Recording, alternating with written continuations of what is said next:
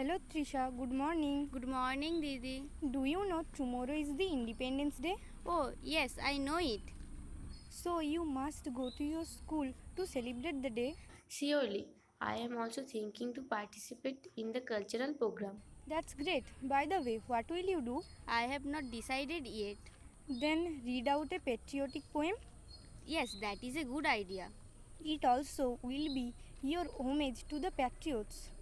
Thank you, Didi, for encouraging me. You are welcome.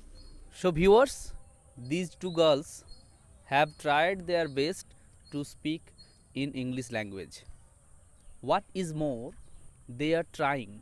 Generally, what happens in our schools, in our homes, we don't allow our children to speak. Actually, we don't encourage them to speak in English. So, they don't know how to speak, they don't get the platform to speak actually. I will request to all of you that you please encourage your children to speak in English. It may be at home, at school, at any place. I hope that one day they will speak very nicely and confidently. All the best.